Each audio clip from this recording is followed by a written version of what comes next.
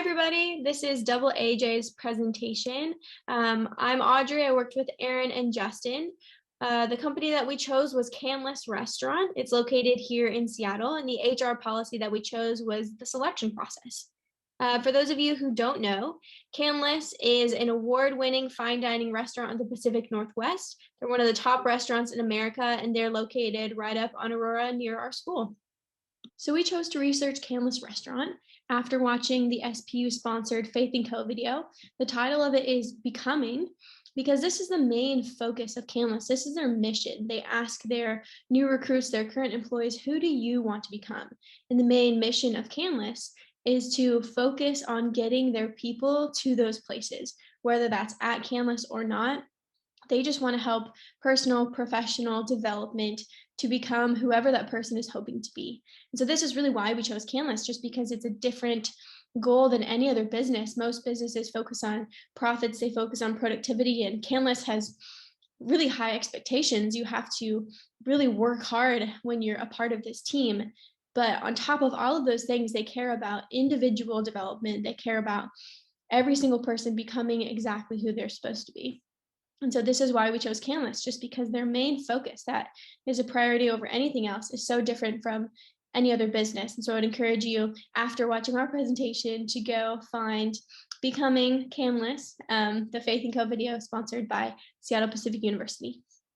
So to provide some history, background information on Canlis, so Canlis was originated by a man named Peter Canlis, who actually originally owned a business in Honolulu, Hawaii, but ambitiously moved up to the Pacific Northwest and built the restaurant that actually still exists today in Seattle. So Canlis actually originally opened on December 11th, 1950, and has since expanded to 3 other locations, including San Francisco, Honolulu, and Portland. And since then, Canlis has been extremely successful and continues to be family owned and passed down from generation to generation. So after Peter tragically passed away in 1977, his son Chris Canlis and his wife Alice took over, and they ran the business for another 30 years. And then presently in 2007, Mark and Brian Canlis, Chris's sons, took over, and they are the present owners. And Mark was actually the person we were able to interview. So it was really cool to hear this whole family story from him and just learn more about the super unique history behind this business. And then also to provide some kind of present information regarding Canlis's status. They currently have 94 employees, and their food classification is considered to be New American. Their estimated total revenue is about 14 million, and then they have been very successful in terms of awards and nominations. They have been nominated for 15 James Beard Awards, and they actually won the award 3 times, which is very prestigious. And then also in this span, they've won actually 22 consecutive Wine Spectre Grand Awards, which is hard to do, and that's been still going. So that streak continues to stay alive. So clearly Canlis has been very successful. And then as you'll learn in this presentation, the reason behind their success largely stems from their unique mission and ability to put people first. So Justin mentioned this idea of putting people first, and this is really why we chose Canlis. Their main mission is to turn people towards one another, and that's turning the community towards each other during this time of crisis, especially in COVID, turning their employees towards one another, and really just supporting each other in every way. And this leads into our main focus today of Canlis focuses on how to lead employees in the right direction, and that's not always towards Canlis, which is really interesting because when we sat down with Mark, he talked about how they care about the person's personal goals, not just the professional ones within Canlis, but if somebody comes and works really hard for 2 years and they realize that Canlis isn't the best place for them, Mark will actually, there's a whole process of firing that person so that they can go in the right direction. And so it's this whole idea of supporting each other isn't just a mission statement, it's actively lived out within Canlis, and we're going to focus on that in this presentation. So as Audrey mentioned before, we mainly focus on Canlis's selection policy and how it is deeply rooted in interpersonal relations. So Mark Canlis described his selection process sort of like dating, and how both sides have to be happy and they have to see a future benefit. Canlis really focuses on the questions: who do you want to become? How will working at Canlis help you to become that person? And will you be good for their mission? They don't really require much experience in actually working at a restaurant. And even though it's going to be very hard and It's going to be one of the most stressful situations you've ever been in. They can teach you that, and they're very aware that people aren't always going to be ready for that. But what they really want is people with strong character that fits their mission that they can build into those positions. So, as was previously alluded, there are some very noticeable merits to Canlis and the way that they treat employee selection. Most specifically, the fact that this whole entire process really does maximize interpersonal experiences. And this focus on building deep relationships is really important to Canlis and will definitely give you an experience as an employee that goes beyond the average business. And then I think directly tied to this is enhanced motivation. The fact that Canlis picks people for who they are, not just what skills they have, is really big. And I think that it's very fair to say that the people who are picked based on the content of who they are and not just their ability to work in a restaurant will be much more encouraged to work for this place. And just the fact that they've created this family has been huge for employees working hard for each other and just building a very cohesive and strong, tight-knit community. However, this focus on maximizing experiences and relationships does have some limitations from a certain point of view. The fact that Canlis puts people first will often put profitability second. And though Canlis does this intentionally, there are experiences or certain situations where they will let people go who are extremely good at their jobs. I know that Mark mentioned in our interview that one of his greatest workers was let go because Mark felt that this person's life and their future endeavors would be best accomplished going in a different direction. He was very focused on this idea of going in a direction that's best for both parties. And sometimes, even if the direction that the person is going in is perfect for Canlis, the other side of the party isn't experiencing the same thing. And Mark definitely made sure to point out that they are willing to let people go who are extremely skilled for this reason. The just overall idea of supporting personal goals and really focusing on each individual employee's experience will lead to a loss of assets from that point of view. But this being said, I do think it is really important to note that Canlis is aware of this limitation, but Mark definitely pointed out that this is only true from a certain point of view. And they do believe that their mission to really put in people first and help them find out who they were meant to be on this earth does exceed anything that you can see in a monetary term. So just this idea of choosing people for who they are, not what they can do, definitely proves that the merits do override the limitations. Yeah, we actually believe that Canlis is a model business for their industry and for the goals that they have. By having a selection policy that is rooted in their interpersonal relations, it also allows Canlis not have to worry as much about recruitment because they just naturally attract highly talented individuals. And this helps with their selection process immensely.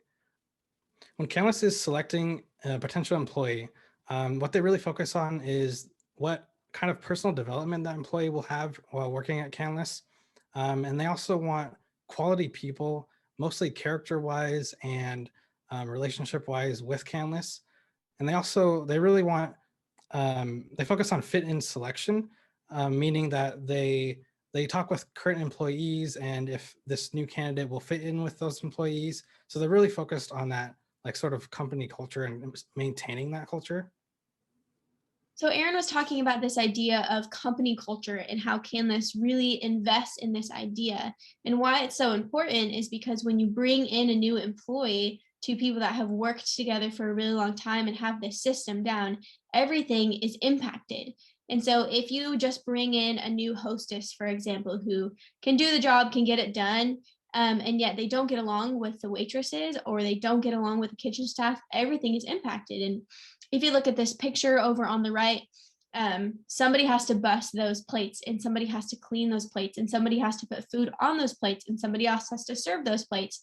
And if one person messes up that system or affects it with a comment or an attitude or something, then the whole system is affected. And so it's really important when you bring in anybody, whether it's a new really important chef or a college-aged busser, everybody impacts the system because it's an entire culture. It's one unit that has to work cohesively.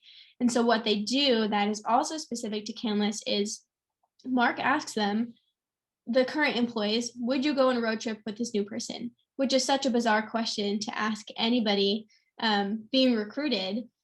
but it's important. Do you like this person well enough that you would sit in a car with them for hours on end? This person that you just met that you know very little about, would you go on a road trip with them? And it's because of this whole idea of the company culture that they emphasize. Um, they just value individual people so much and how they fit together, and they're not looking for the exact same person to fill every role. They're not looking for a cookie cutter. They're not looking to clone all their employees. They're looking at somebody who is unique to themselves and somebody who might be diverse, but somebody who fits the culture at Canlis. So this idea of company culture works for Canlis because this is how they thrive as a business. They thrive in those relationships. They thrive in working together as a family and really cultivating community. So finally, we want to address COVID-19's effect on Canlis and their policy. Previously, we said that Canlis has 94 employees. While that's usually true, COVID drastically changed that. And even though it had a huge impact on the way that Canlis runs as a business, their policy on selection did not change. If anything, the way they dealt with COVID and are still dealing with COVID only goes to show that their policy for them works very well. So they're still very focused on interpersonal relationships. They're still attracting highly talented individuals, and they're still valuing their mission and people first approach to selection, even though COVID has affected profitability overall. So even though COVID changed a lot of things and Canlis had to lay off a lot of employees now, before COVID, they had a very low turnover rate, which speaks to how their selection process is working properly and choosing employees that are really a good fit for them. And also before COVID, Canlis was using a fine dining method as their method to sustain their business and achieve their mission. And during COVID, Canlis has done a wide variety of things such as a bagel shed, a drive-through, a Canlis bingo night, and family to-go meals in order to keep achieving their goals even through this pandemic. So this is our list of references. There's 10 sources here. We had a ton of fun finding them. They're very different from each other. They're ranging anywhere from employee longevity, specifically in fine dining, to an article called Winning the Race, which is about how to get the very best person, regardless of who they are, but how to maximize performance. And so we really wanted to go for a lot of different perspectives on selection because Canlis is so unique. We wanted to find things that are selection based on person organization fit, and on the opposite spectrum, really competitive organizations. And so our references here really span all the way across that spectrum, and they all hugely contributed to our research, and you can see the list here. So to wrap up, I hope that this presentation has allowed you guys to kind of see how Canlis is super special and such a unique asset to the Seattle community. We were super honored to have the opportunity to learn more about this amazing business and to meet Mr. Canlis himself. And just the unique perspective they have on human relationships is, I think, something that's undervalued in society today. So it was just really cool to go through this process of learning more about Canlis and learning exactly why this business plan can be so unique yet work perfectly for them. So we just want to thank Mark Canlis for just the awesome interview that we were able to have with him and being able to meet him and just learn more about Canlis. And yeah, I just hope that you guys have learned more about Canlis and what they do. And thank you so much for watching our human resource presentation.